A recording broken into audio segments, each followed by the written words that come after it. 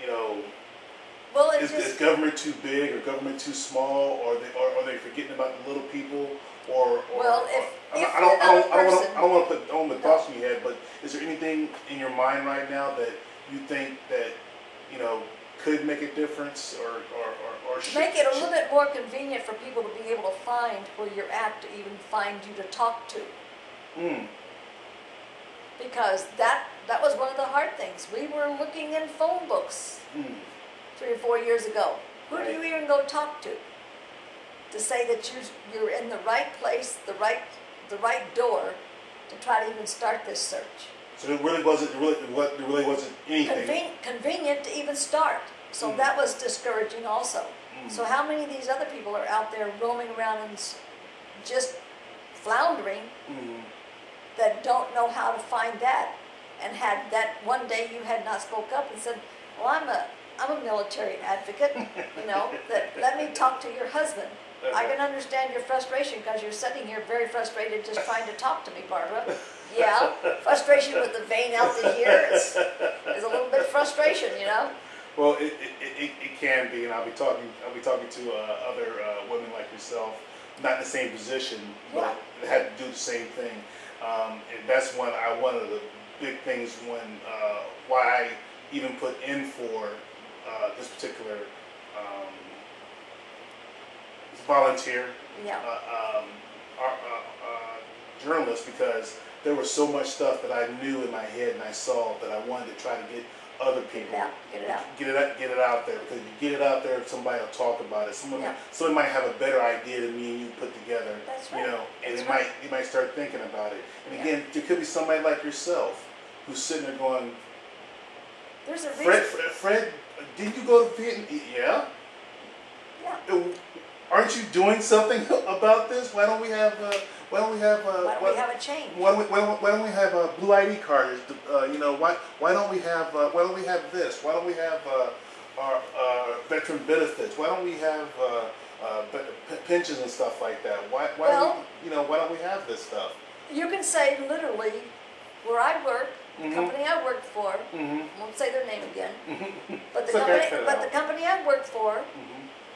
And it doesn't affect you because you have the correct card. But how many elderly people come in there that are in a cart riding around because they cannot walk, stand, they've got a tank to breathe with and all these other things, and they come in there, and don't you give a veteran's discount? How come you don't get a veteran discount? Well, you know, the programming says up here, unless you have this colored card that tells me that you was injured in a war, you don't get to, you know, that type of thing. I mean, you know, and some people are so shut off by that probably are entitled to it, that they've never pursued it because they don't have the gas, they don't have the time, they don't have somebody else in their family that will go help them fight for it. And I think that if I can logically put to it and actually say is that you don't want them to ask, because that's when they start asking, they're going to have to start doing something about it. That's right. And I'm hoping that what you're saying right here, if it does get picked up by the Looxcie Corporation and everything else, put on their website and everything else, that people will see that you must ask. If you don't ask, nobody's going to tell you anything. Nobody is going to give you anything, even though you're entitled to it. Correct. No one is offering you, here's my wallet, take the money.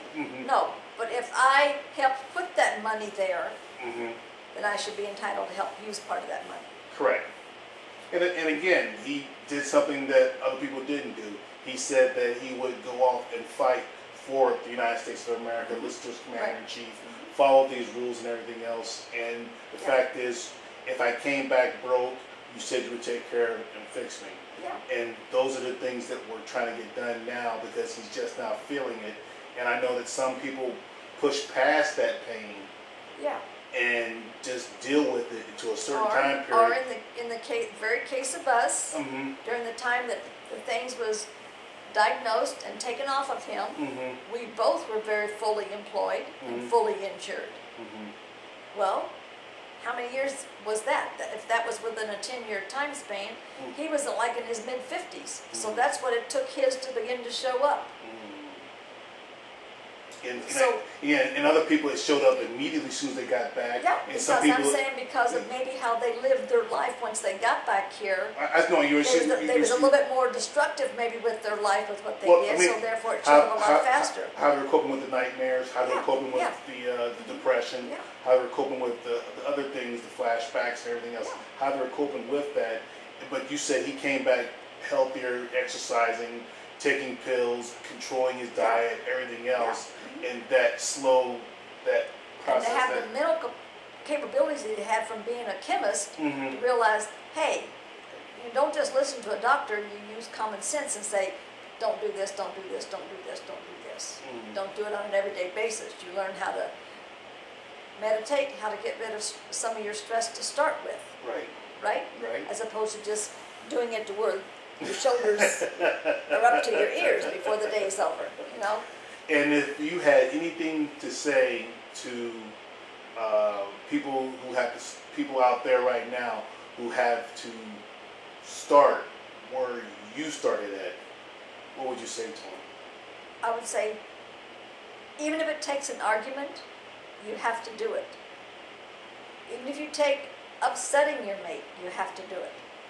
Because if you're the one that's left holding the bag and trying to solve this after the fact, you're still angry at him. I'm going to pause and we'll record this. Okay. Yeah, we'll record it. Okay. I'm going to answer you. I'm going to get up and answer you. It's none of my sons. I know it's nobody in the family. And they will never leave an answer. And usually if the TV's on, I can read who's trying to call. So see? Okay. Now again, if you were that person and you want to say something out to the millions and hopefully millions and millions of people who might get a chance to see this, what would you want to say to them if they were in your position? Whether it takes an argument or a little tiff between you and a mate, you just have to be persistent. Because in reality, if something happens to your mate and you don't have this all squared away, you've got the headache, you've got the anger that's still left on you of trying to say, he didn't take care of it, and how many times did I ask him to take care of it? So you need to do it to relieve some of your own stress and anger, but to know that you've got everything as done as you possibly can before it's ever needed, if you're entitled to it.